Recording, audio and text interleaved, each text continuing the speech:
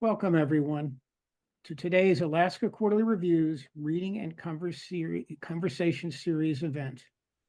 I am Ronald Spatz, Editor-in-Chief of Alaska Quarterly Review.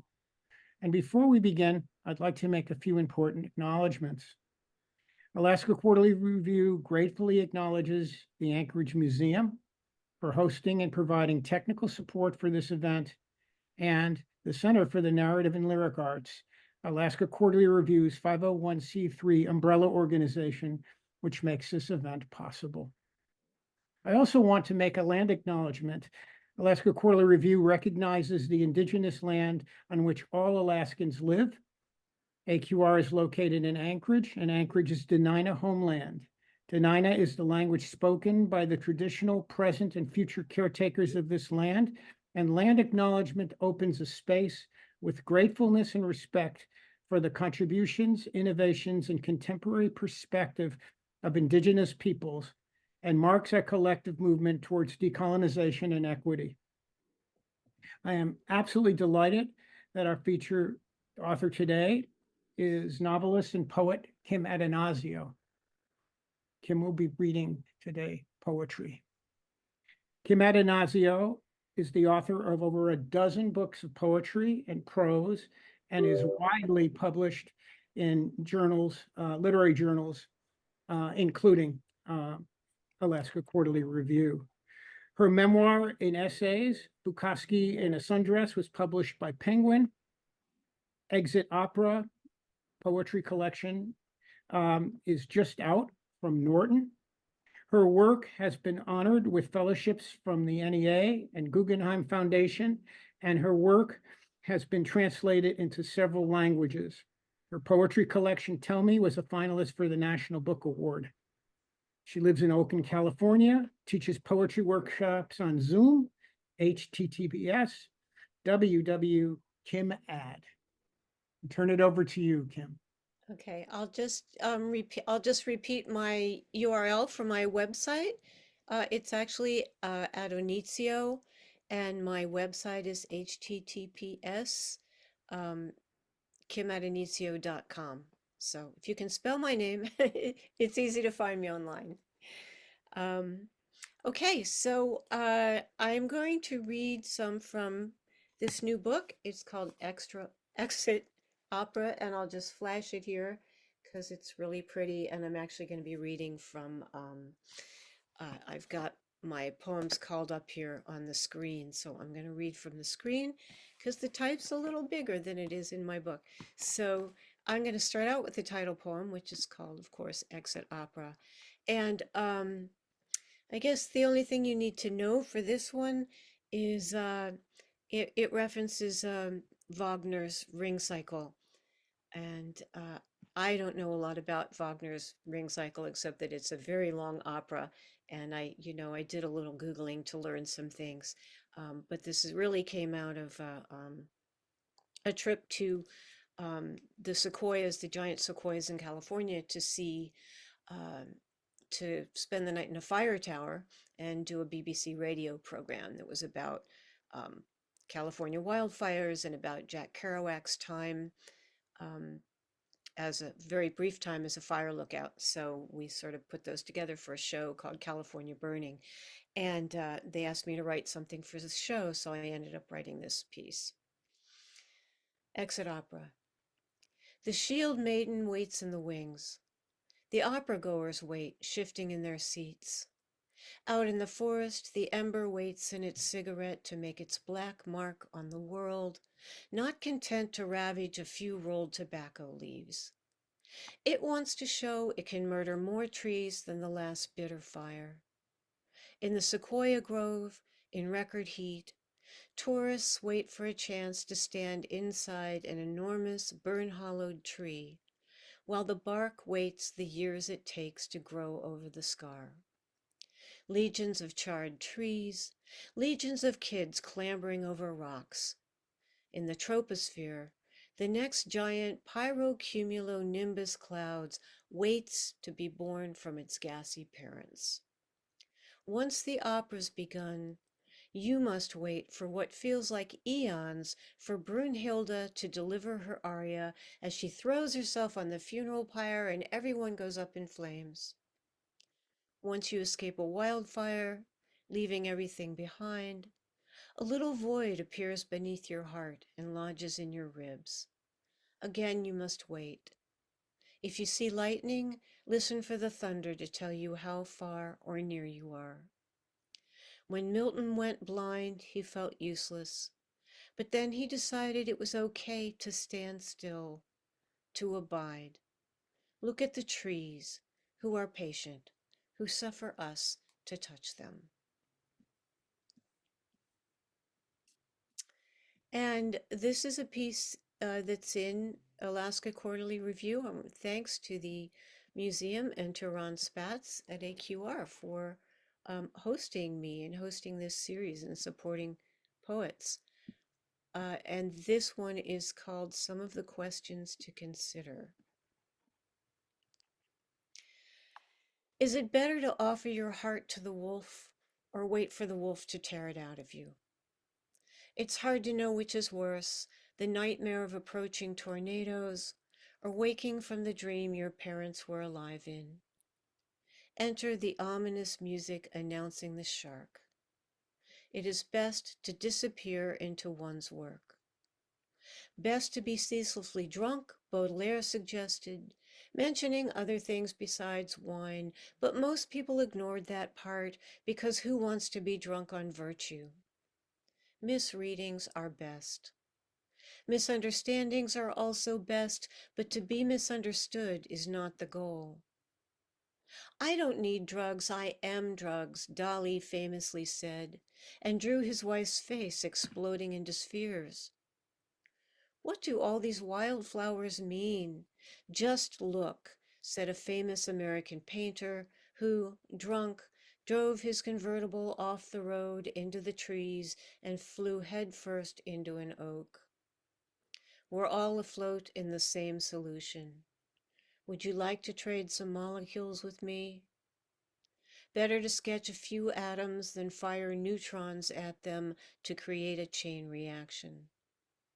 The adult human body contains 7 octillion atoms and 1 picnic table.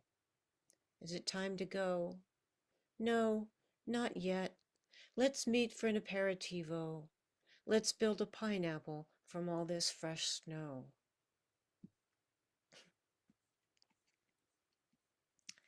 And this is from my previous book called Now We're Getting Somewhere. And every poet, of course, needs to write an Ars Poetica, or art of poetry. And so this is mine. And it came out of something that happened in Mexico. That part of it, at least, is true. And and I immediately, it's one of those moments that I said, I have to write a poem using this. It just presented itself to me. So this is Art of Poetry, and it owes a little something to Pablo Neruda's Arte Poetica as well.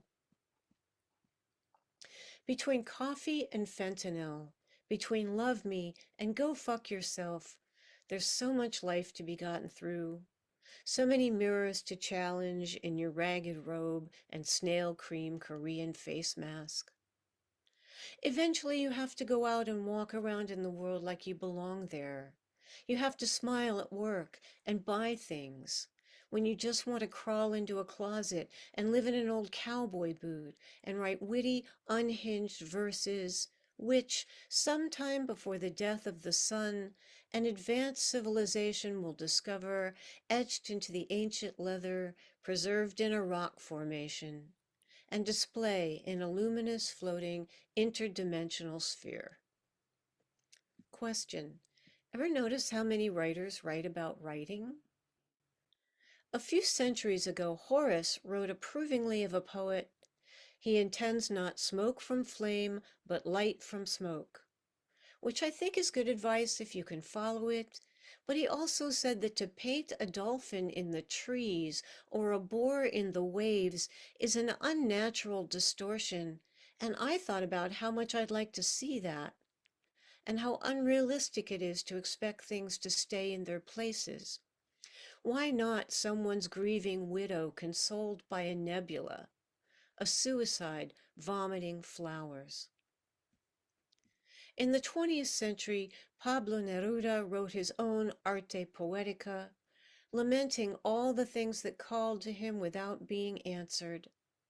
And I thought about that time in a tiny fishing village in Mexico, a third mango Rita water falling through my liver, the waitress coming toward me in a white t-shirt with black lettering that said, "I have no tits," which was clearly a lie, although her stomach was kind of big, which had the effect of making them appear to recede, like the single taillights of two antique Model A Fords sputtering together towards obsolescence.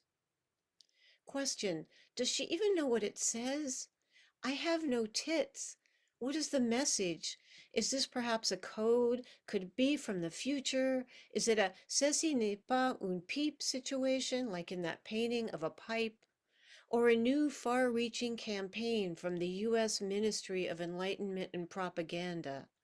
The despised president wearing a golfing shirt that says, "I have no clothes." Question: who killed poetry again, and who cares? Between false flags and homeless laundry lines, between long-lasting eyebrow gel and little-known destinations profiled in the New York Times, I don't know where anyone is going or where there is to get to. The days and night keep drunkenly arriving, the guests are all dying, and I'm starting to feel pretty sick. So yeah, that t-shirt was sort of a uh, just strange, surreal moment that I had to record in some way. And that's how it ended up sliding into that poem. This is another one from that Alaska Quarterly Review has published. It's called Night Out. There are artists who don't want to have that conversation, she said, and I nodded but didn't know what she meant by that conversation. Look at that amazing tree, I said. The waves crashed and flattened almost before they had curled. The surfers were out. We watched them from the road above, behind the Chiesa. Almost Easter. At dinner, a dessert case full of what it promised. Another drink was a bad idea, but some wanted it, and it came to pass. Another evening went up in mist, went down in talk. With her polka dot gloves and wrong shoes, with his carefully insouciant scarf. So much food. Were we being fattened for slaughter? Yes, in a manner of thinking. Someone pointed out Mars and took a photo of the moon. The train passed into the tunnel bored out of the cliff, a sound I had come to love. We can come to love. It's still possible, someone said, finishing their drink. Then we all went to bed alone in the villa. That was written in Italy, and Chiesa means church. It was on a fellowship near the sea. And let's see, how are we doing time-wise? I think I have time to read this one. I'm going to do three more, I think. Um, maybe four more, depending on time. I'll see what happens and see if there's one more that I want to pull out here. Um, yeah. Uh, thought this was going to take a little longer, but um, I might still pull out one of these to read. Think I will. I think I'll read a couple 14-liners. And this is from Now We're Getting Somewhere. It's called Black Hour Blues. And it's in the form of a blues, more or less. Black Hour Blues. Nothing is the new Black's shit soundtrack. The elk's black blood leaks from the roof rack. Black the prospects of the destitute sick. Blackberries suppurate in the pie tin. Green cards burnt black in the gas-lit oven. black mold loitering in the privacy of prison. Black Deepwater Horizon, pelican and dolphin, through Standing Rock a black worm crawls, black Baltimore, Mali, Iraq, Sudan, Cambodia, Sinai, Selma, The darkling beetle raises its black back and runs through the black ghost ship and Grenfell Tower ruins. Black Syria, Somalia, Ferguson, Attica, Gaza, Yemen, Black heart weighed against an ostrich plume. Blindfolded goddess, long sword drawn, somewhere, nowhere in the come down, come down. That last line should be nowhere in the come down, come down. Hopefully somewhere though. Hopefully Lady Justice is still around. Wherever she may be, wherever she's been hiding, please come back. This is called This Too Shall Pass. Was no consolation to the woman whose husband was strung out on opioids. Gone to a better place, useless and suspect intel for the couple at their daughter's funeral, though there are better places to be than a freezing church in February, standing before a casket with a princess motif. Some moments can't be eased, and it's no good offering cliches like stale meat to a tiger with a taste for human suffering. When I hear the word miracle, I want to throw up on a platter of deviled eggs.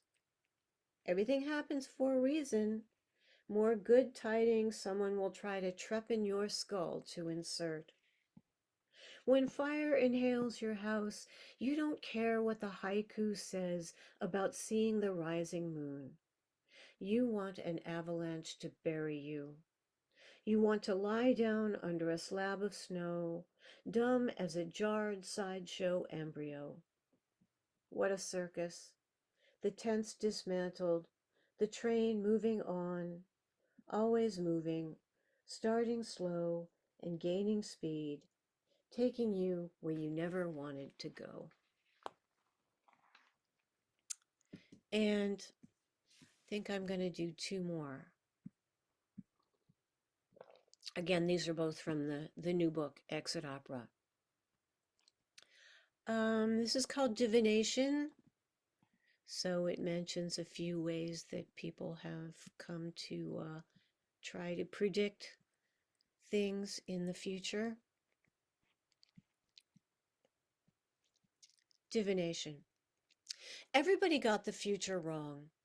We're still not flying between high rises in our cars, zipping past a hospital's fifth floor window late at night, where a sentient robot squeegeeing clean an operating room and listening to a podcast on writing, bitterly dreaming of literary fame.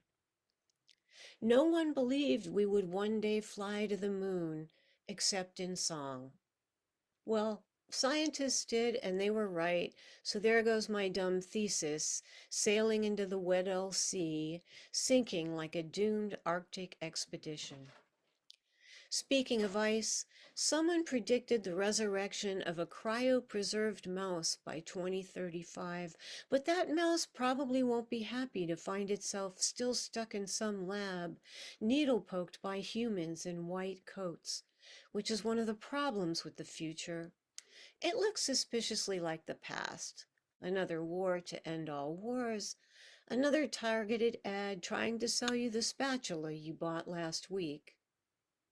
Try figuring out the future by studying the cracked shoulder blade of a just baked pig. Someone predicted that in a few years we'll be starving, or else eating bugs, which some people eat already and seem to like, but ugh, a friend once sent me fried ants from Brazil and I gagged just looking at them.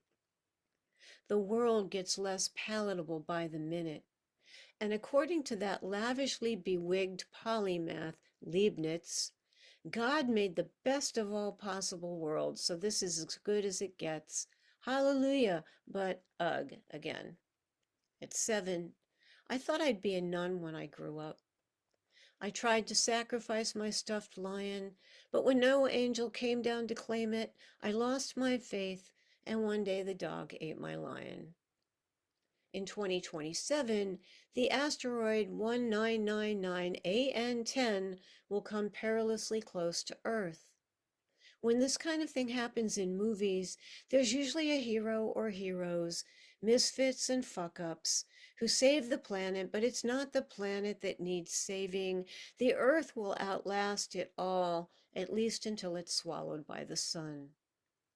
Who and what we were will be recorded on a strand of DNA, embedded in a plastic bunny blasted into space to travel who knows where, and be found, or not, by who knows what. That's my prediction, which came to me in a dream just last night after I twisted for hours in the sheets, insomniac and sweating and miserable. In the dream, I was that bunny and lonely. And I'm going to end with this one.